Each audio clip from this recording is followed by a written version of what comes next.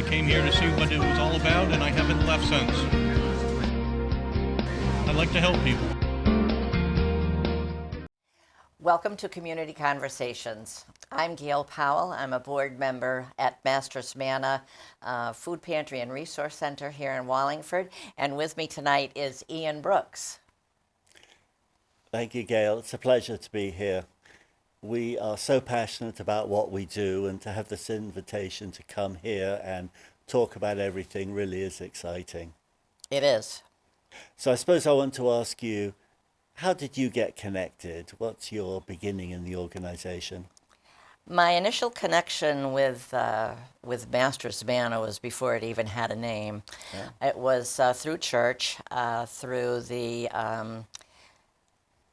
finaglings of our pastor, who heard about this woman giving clothes and food away from a church basement. So he went and investigated, and before you knew it, our church was contributing to Master's Manna as often as we could in any means that we could. And the relationship grew from there. So that was my first introduction. So it was, I think, even before they were incorporated. Wow.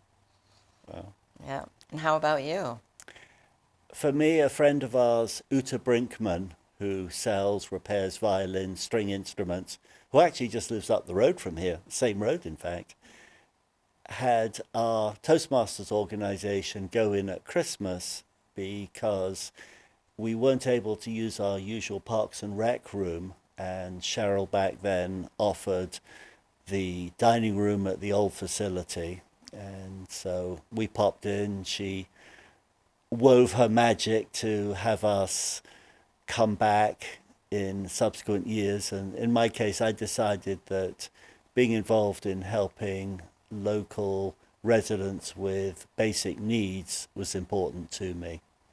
And back then, Cheryl's words were, when you come in 3 times, you feel as if everything is possible for everybody. You're hooked. You're hooked. And she looked at me, she pointed at me, and she said, "This is your 3rd time." And that was back in 2012, so that's over 10 years ago now. I think Cheryl knew that I was hooked just from the relationship we had through the church. Mm-hmm, mm-hmm. And she was incredibly active. When our minister retired, I had her come and say a few words, and she kind of alluded to the fact that it was our pastor who gave her the courage to speak her mind and go out and do what she wanted to do and ask what she needed to ask for and whatnot. And I think I credit Eric Fialdal immensely with her founding of the actual organization. And it was several years after that, when she was moving from the volunteer type board members into trying to recruit other board members from other professions, other walks of life and whatnot, to bring in a little more diversity to the board, that she approached me one morning in church and said, "Oh, I've got something to ask you." And she said, "No." And then she said, "Yes." And so, so then she asked me officially if I would consider sitting on the board. And I said, "Well, let me come and attend a couple of meetings, and then I'll let you know." And it was probably my 3rd meeting, Ian, when I finally said to her, "Yes, I will definitely give you a letter of my intent to serve Master's Manna through being a volunteer on the board." So that's how I got hooked. I think we're seeing the master recruiter at work, aren't we? Absolutely, absolutely. The master planner of all of our lives. Cheryl guided the ship for 10 years admirably and retired at just about the right time. I think 10 years for a founder and a contributor and a donor and a fundraiser takes a lot out of a person. She will always be the reason we are what we are today and tomorrow. And I think it's to her credit that as we look at the program today, it's largely the program which she built over those 10 years. We have the food pantry as our standard major program, 4 days a week, over 1 ton of food going out the door in shopping bags 4 days a week. which is incredible for a community of our size. Yeah.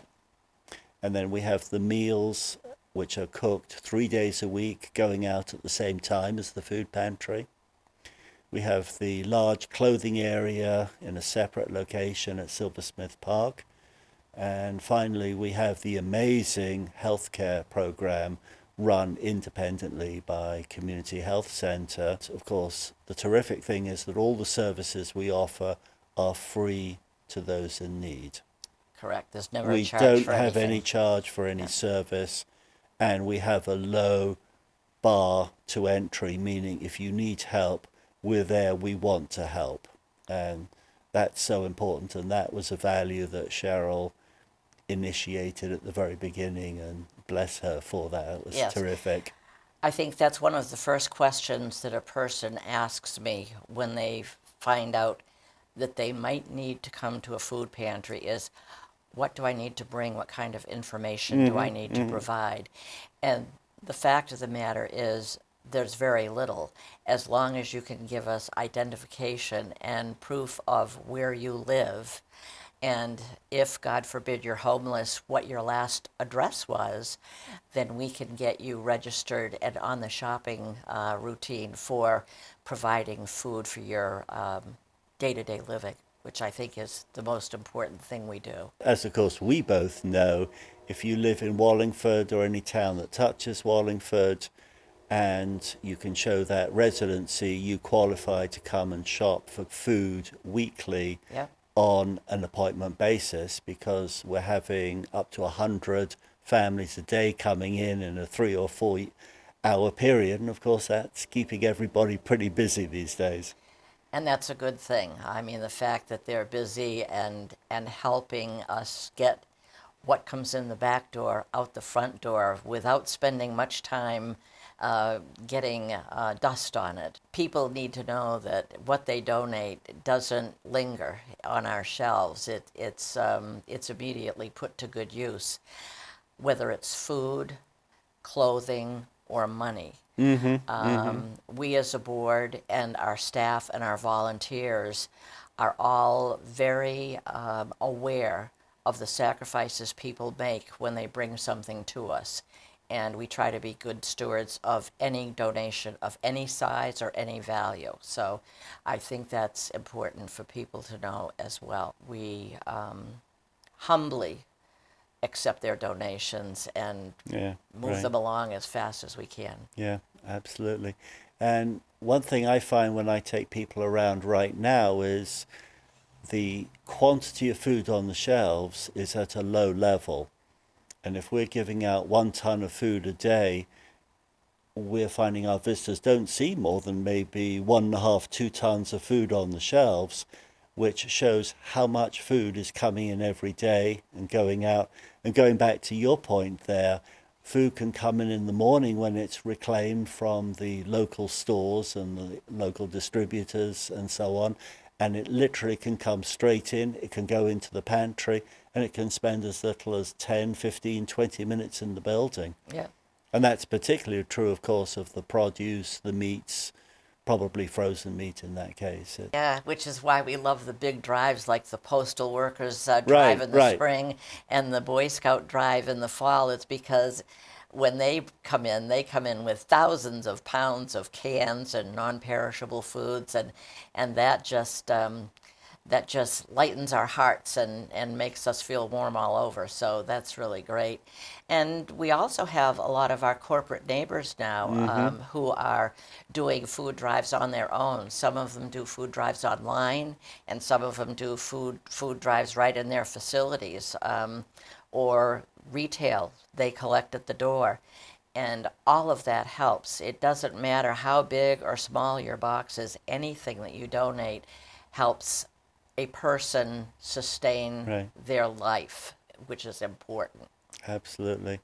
And then adding to that, of course, we think of the schools, we think of the community organizations, we think of the faith communities. We are so blessed with how much we get from so broad a range of individuals and organizations in town. I think Master's Manna is, and blessed is the word, because whenever we amplify a need, the community reacts. And I think that's when you know that you have a community with a heart.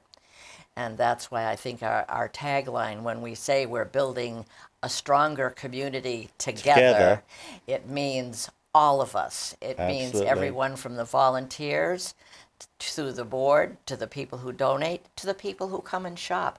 We're all doing it together. Because one thing that I think we've both heard is that once you register and shop the first couple of times, you're part of the community. You're a member of the family. You come in and everybody knows your first name. It's not quite a Cheers environment, but it's as close to that as you can get, because everybody's there to make your life better. And by coming and by showing that those serving you are doing something well for you, then their hearts are lighter too. So everybody wins. It's a great thing. Those being served and those serving are all benefited by Masters Manna's work.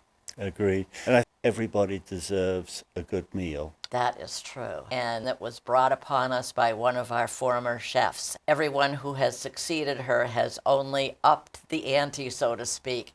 The chef that we have cooking now, I was told by one of the gals who helps serve that, boy, his cooking is really fancy. And I thought, wow, I wonder if Toby knows his food is fancy. But, it's good to have people feel that, it's not just like we used to picture in the Army. You're going through the mess line and it's flop, flop, flop. What people are preparing is actually prepared in a manner that makes you feel like you're eating at a restaurant. And well, of course, they are eating in a restaurant because we are in a restaurant building. That's correct. We just turned the bar into a restaurant and we turned the restaurant into a food pantry, but they are in a restaurant and it's cooked in a superb restaurant facility. And I think that was one of the biggest improvements in our move, was the change in atmosphere. It was so different than walking into an industrial warehouse when you walked into a foyer that had furniture and had recognition of its donors on the walls, and then you went into a kitchen where you had tables and chairs and not little mushroom seats like the cafeterias. I always found those uncomfortable. Do you remember the folding up tables Yes, I that do. were donated to us? Yeah. That we asked for those, they were donated, and we had to be able to fold them up, put them in the corner to clean the floor. Yeah, Doesn't that seem like an age ago? It seems like a century ago, but it just goes to show that the longer we're serving, the more we're trying to make it better. Right. And the only thing that could really make it supreme would be if the need for food for other people were to go away. Absolutely. But we were talking about our restaurant, and that's where I think we actually used to have a Cheers atmosphere. And then came COVID. Darn that COVID. Darn that pandemic. Because that's what I'd like to get back to. When people would come in the morning with their paper and have their coffee and their pastry or whatever, even and breakfast. have the community. As a community, and people who tend to be hungry or living impoverished lives tend to isolate themselves from socializing. And this brought people together, and people were having fellowship all day long. And nobody rushed them through what they were doing. They, as long as they were comfortable and they weren't, causing any problems, then they were welcome to stay till lunch, or on Wednesdays till dinner. I think you made a very important point there, that if you're struggling, food is only one of the issues which you face. And obviously we cannot be all things to all people all the time, but we do have to be mindful that it's difficult when you are struggling to keep your head above water. Apartments, transport, jobs, family, children, bills, no end of things. No. And obviously that's a challenge that we face, to see what we can do to help with resources, offering resources, even if they're human resources, and encouragement, listening, patience, whatever we can give. But that's as big a challenge as the distribution of the items that we do have. Right. And that's part of the backdrop to our being on the board, is the fact that we have an opportunity to network with other nonprofit networks, and like the United Way and the Wallingford Alliance, and several others that are in the community. So we're able to channel people or refer people to different nonprofits when we know there's a need. And I think because people come in and they're comfortable talking with us and talking with our staff and talking with our volunteers, that we find out maybe, hey, this person just lost a job, maybe I can direct them to this or that. United Way has their Workforce Alliance now, and what they're trying to do is to get people who are unemployed or underemployed into the workforce, or give them a way to ramp up their value in the workforce so they can increase their standard of living. And, you know, together we do all these things so that we share names and we share lists and we share resources without trying to be redundant. And I think that helps everyone. Absolutely. I think at this point we should just go to our third tagline, which of course is our most important. Food is not An an option. option. And that comes from our previous major donor. And I think that's the mantra that we all live by in our organization. It's really, I think, what brings us all together, from everybody who helps in every way, whether in the building or from outside the building. And that to me is what's so exciting, is that we are united by trying to address that need throughout our community. I'll never forget the night that Bill Pappas, who spoke those words, said them. I mean, the agency, Masters Manna, was really at a low point. We were really wondering if we were going to have the wherewithal to keep our doors open and whatnot. So while we struggled to look for new housing and new this and whatnot, we also considered options of closing. And he came in that night, and it was a Monday night. I'll never forget it. And he sat down. We were all assembled. I think he was our chair at the time. And he said, you know, guys, he said, I know we've had a long weekend to think about things, but as long as I come in this building to a meeting and that parking lot is full, this place won't close down. He said, because food is not an option. And boy, did that set off bells and alarms. We knew right then and there that whatever it took, we would do. And that's why he said to us later, I've never seen a group of people work as hard as you can, as long as you can, for as many hours as you can, as this board of directors does. So I felt, for someone with his experience on boards, that was a pretty high compliment. Well, it was a wonderful compliment, but of course we have to return the compliment because of the extraordinary support he gave us. And I particularly think of that in terms of the professional help and the emotional encouragement he gave us when we moved, because we were, as you said, in a difficult space right then, and he just talked about everything as if it was normal. It was as if it was just crossing the road. It was just another day at work for him. And yet here we were looking at plans, wondering about shelves, wondering about this. He gave us people with moving vans from his company to help us move our stuff, so we didn't have to use our prize and donations. He gave us all the shelves, if you remember. And he gave us all the shelves. And those shelves are the strongest ones you can get anywhere. He was a mentor. He was a guiding light. He was a fantastic supporter. He was a great board member, and I think that's why we made the move to make him our past chair emeritus forever and ever. Every every department in our place has his picture or his name somewhere. And at one point, we decided at Christmas time, because of everything he did to help us move, and how successful our first year was, and how we were beginning to come out of the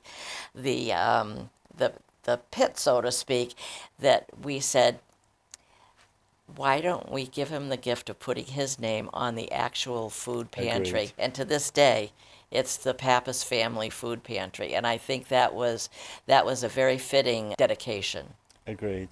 And as we give credit to him, I think we should also give credit to so many other stakeholders, not least our huge volunteer force, Yeah. our staff, and they are with us every day. That's amazing. We obviously wouldn't be able to do anything without all of them.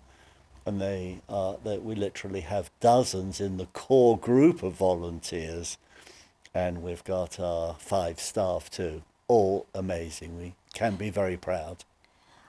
Our 5 staff are like all different ends of a pentagram, and yet their synergy about getting the work done for the day is astounding. They all know how to work as a team, and they all know how to make people feel welcome. Someone might feel uncomfortable when they park their car in the lot the first time, but I think after they've come through the threshold a couple of times, that feeling goes away very soon. Heard the stories that the challenge is to get in the door.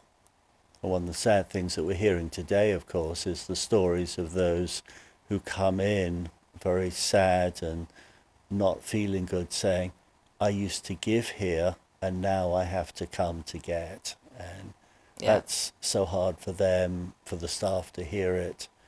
It's a difficult world today. True, and since the pandemic with inflation and whatnot, people are feeling the need for some way to supplement their own monies going to the grocery store, and have come to the food pantry because they just can't get enough for the money that they have. And there shouldn't be, in our minds, there shouldn't be a choice whether you pick up your prescription or whether you have food and protein and milk and cereal to put on the table for your family. I think we've all heard some of the stories that bring tears to your hearts. There's absolutely no need for people to lose hope. And that's why when I talk to people, when I go out to organizations and whatnot, I always let them know that we do more than distribute food, but everything we do has to do with 4-letter words. Hope. Food and hope. And they go together. Because once a person loses hope, they've lost everything. So if they come in and we can not only fill their hearts with food, but fill their hearts with hope, then That's we're double everything. blessed. Indeed. You've been very busy lately trying to figure out how we can get more protein into our warehouse. Would you like to talk about that? It's quite simple. As you just mentioned, inflation is eating away at the budgets of many households, and getting fresh foods, proteins into houses is becoming more and more difficult. Their shelf life isn't as long, the costs are higher, but they're so necessary for good nutrition. So we are working in our outreach to see who we can talk to, how we can work to bring more of these important items in, proteins, vegetables, fruits, etc. And it's a challenge. It's a big challenge. It is a challenge. It's pretty easy to put a bowl of mac and cheese on somebody's plate, but when you're trying to buy a little bit more of maybe an 85% ground beef instead of a 70% ground beef so that there's more value in that protein, that takes a lot. And even the food banks are having trouble keeping their donations up, because the country as a whole, the whole supply chain issue has really affected everything that we do and everything that we've been accustomed to doing. We really need to constantly be on our toes and be educating ourselves. And I know you go to webinars, you go to meetings, I go to webinars, I go to meetings. We network any way we can to bring the news in so the board can make qualified, quantified, educated, and smart decisions, which is what is keeping us ahead and making it able for us to keep the mission going strong. Indeed. You have a particular affinity to the kitchen and the chefs and the food. I love Where are we today with I food love the from the kitchen. kitchen? The only good thing that came out of the pandemic was the fact that while we had to shut our kitchen down, we were still able to send home takeout meals, be it a sandwich or whatever. But while our kitchen wasn't actively cooking and presenting meals, we were replacing all the industrial equipment with a new stove, a new dishwasher, a new steam table. Our infrastructure in the kitchen that was kind of falling apart was all resurrected during the pandemic. So we just said, see, COVID, look what you made us do. Now we're going to be better able to feed people. But we've had some turnover in the kitchen recently, but I think it's all been for the good. And I think the volunteers have really stepped up, and they've made everybody new coming into the kitchen to help with the kitchen prep work and help with the kitchen serving. Our diners and whatnot have made it very comfortable for the person who manages that area. They're always complimenting the chef on his fancy meals and stuff like that. But the fact that they enjoy working with him is the most important thing. Maybe people don't realize that anyone is welcome to come for a meal if they're in the neighborhood. Just drop in. The only thing you have to do is sign your name in the book so that we can count your meal as one provided to the community. And then you can actually see what we do for the community. Well, let's give the details. Tuesday and Thursday, 9 till 11, hot breakfast, coffee and juice. 11 till 1, a light lunch, soup and sandwich or leftovers from other meals, but all good. And of course, my favorite, of course, is the Wednesday afternoon full, basically a 3-course meal, a salad, a main course, which in today's world is called a protein, a starch, and a vegetable, and then some type of dessert as well. Always. All packed for takeout too. Yes. For the full family. That's terrific. Right, and it can be taken as a takeout. If somebody comes and shops and wants to eat in, we welcome that, because we opened our dining room to the public again last June, and we're looking to see the number of people in seats at the tables increase. But if you're still uncomfortable with public dining or mingling in social situations, if you come and ask for a meal to go home, we'll give you a meal for everyone in your family. Well, and I think the challenge also is not just whether people choose to eat in or not, it's the time allocation. Yep.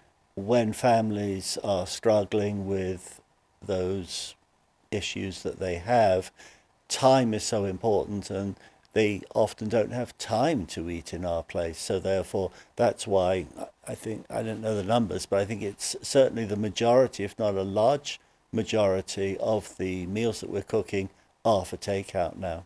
Yeah, and they're usually for families of 4 or more. So every time one person goes through the line, there's 5 or 6 meals going out the door. So that's substantial. So amazing to have our Wednesday meals. And when the community comes in on Wednesday afternoons, perhaps I have to finish by saying we don't object to having donations to help us keep our mission going. We really care about it. We feel it. It's needed. We want to do it. Great visit. I has. think we've Yeah, had a great thank you. time. And Ian and I want to thank you for joining us in a community conversation. Thank you, Gail. Thank you.